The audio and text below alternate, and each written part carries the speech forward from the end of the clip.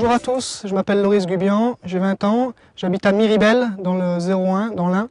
Je fais partie de l'équipe de France depuis 5 ans maintenant. J'ai commencé la moto à 3 ans et demi sur un Piwi 50 et mon père m'avait mis des roulettes pour que je tienne l'équilibre parce que je perdais l'équilibre vu que j'étais petit.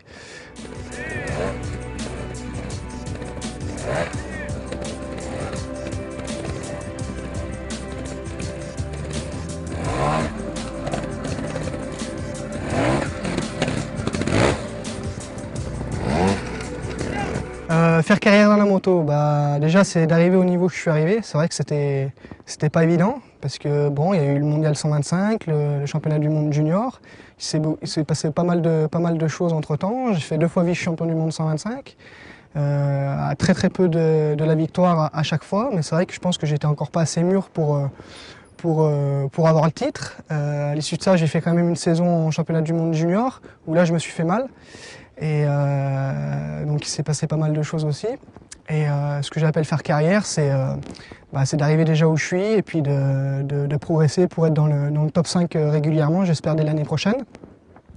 Donc voilà, c'est vrai que c'est pas évident parce qu'il faut s'imposer ça tous les jours. Bon, c'est vrai que c'est mieux de faire de la moto que d'aller à l'usine, ça c'est clair et net. Mais c'est d'avoir un entraînement qui soit vachement régulier, une préparation physique et puis un peu tout ce qui va avec.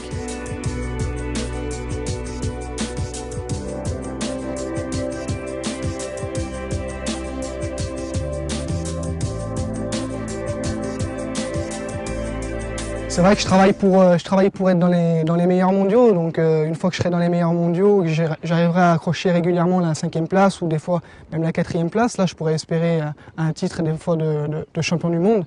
Mais pour l'instant, bon, je me le dis, c'est vrai que je vis quand même pour ça. Et la première chose que je ferai si je suis champion du monde, c'est d'aller sur la tombe de mon père, malheureusement qui est décédé il y a 6 ans, et lui dédier mon titre de champion du monde. Quand mon père est décédé, c'est vrai que j'ai failli tout arrêter du jour au lendemain parce que je me sentais plus d'aller sur les courses tout seul et de me refaire un peu en entourage, de trouver un suiveur, de trouver les gens sur qui je pouvais compter, qui pouvaient m'initier à la moto. C'est vrai que ça n'a pas été évident. Il y a tout qui s'est remis en question. Il y a eu beaucoup de bouleversements. C'est vrai que quand on perd son père du jour au lendemain, c'est vrai que ça fait quand même froid au cœur. Donc on s'est reconstruit petit à petit. Donc voilà, heureusement qu'il y a eu ma mère, et heureusement qu'il y a eu beaucoup de gens qui étaient derrière moi. Heureusement qu'il y a eu tous ces gens parce que sinon je pense que ça fera un moment que j'aurais arrêté la moto. Et voilà.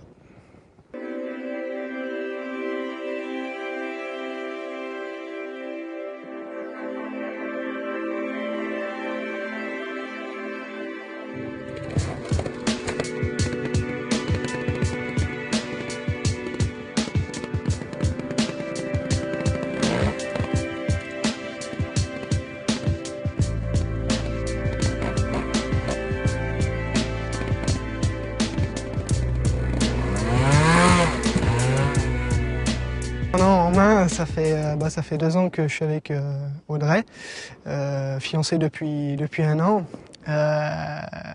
Comment elle fait pour me supporter? Je me demande. Non, c'est vrai que ça n'a pas été évident. Ça a été un peu la clause quand on s'est mis ensemble. Je l'avais prévenu que j'étais sportif de haut niveau, que je vais souvent à droite, à gauche, à l'étranger, tout ça, patac ou fin. Donc c'est vrai qu'elle n'est pas forcément... Elle n'est pas forcément contente quand elle entend les roulettes du sac qui partent de l'appartement. Donc non, mais ça va, ça se passe très bien.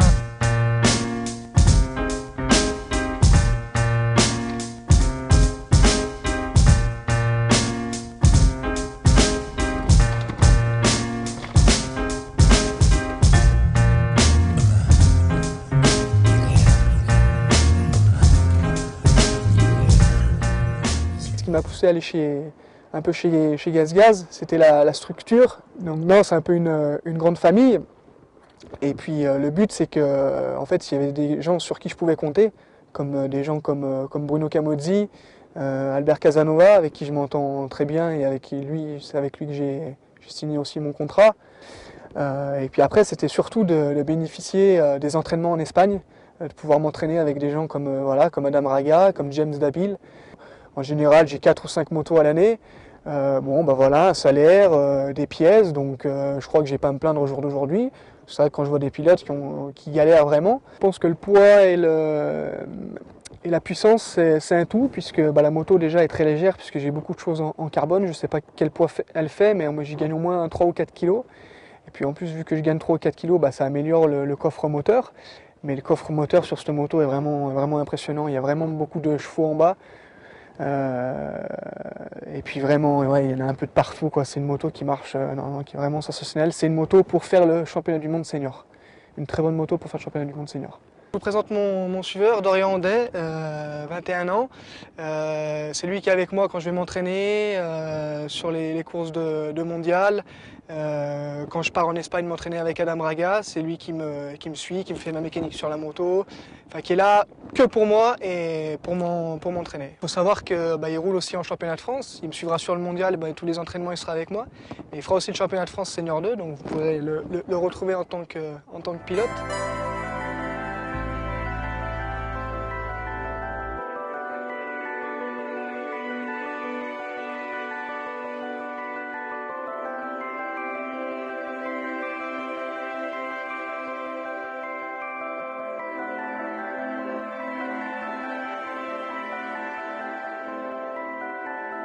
Pour revenir à l'Espagne, c'est une nation qui est encore très forte. Ils ont des bons pilotes comme Tony Bou, Adam Raga, Albert Cabestany, Jérôme Fajardo. Donc je pense que s'ils sont là, c'est pas pour rien. Ils vont tout de suite sur du gros franchissement, ils sont là et puis ils en bouffent toute la journée. Pour amener un peu plus de pilotes, parce que je trouve qu'il y en a pas trop en ce moment. Moi, je pense que la chose qui est pas mal, c'est l'open free. C'est vrai que j'ai essayé avec Christophe justement, à la SAC, tout ça. J'ai fait 2 ou 3 courses open free. C'est vrai que ça peut être pas mal, puisque ça peut ramener beaucoup de monde, je pense. Puisqu'en fait, chacun choisit sa zone. Donc ça peut être une très bonne chose. C'est vrai que maintenant, quand on est en championnat de France, les zones qu'il y a, on n'aime pas forcément. Donc c'est pas évident. Et que là, on peut choisir sa zone. En plus, on peut être devant des meilleurs, voilà, comme la preuve, justement, je suis devant Adam Raga, c'est pas pour me monter ou quoi que ce soit. Les 2 jours à la Mongie, j'ai gagné les 2 jours alors qu'il y avait Adam Raga. Ouais. Donc on peut être devant des mecs comme ça. Donc je pense que ça pourrait ramener pas mal de monde. Pour se faire plaisir, je pense que le trial reste quand même une discipline à part. On est quand même dans des beaux sites naturels, voilà, comme aujourd'hui à Saint-Pantaléon-les-Vignes. Ça peut être une très bonne chose pour quelqu'un qui prend une moto de trial. Pour se faire plaisir, c'est vraiment génial.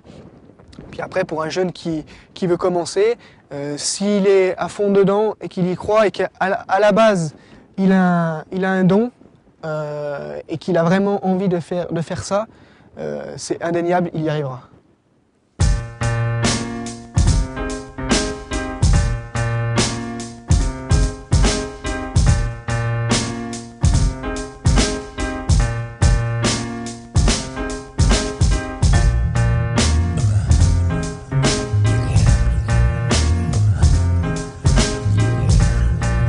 Non, des risques, on n'en prend pas trop. Bon, si, c'est vrai que quand on voit ce qu'il y a des fois à franchir, c'est des choses qui sont ahurissantes.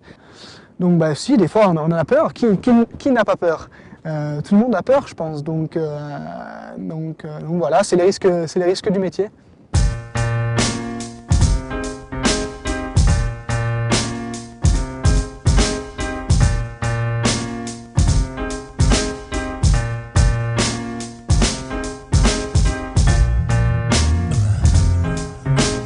Des gamins, est-ce que je les mets au trial? Oula, ça déjà c'est une question qu'il faudrait demander à ma fiancée, savoir si elle est d'accord. Non, oui, pourquoi pas.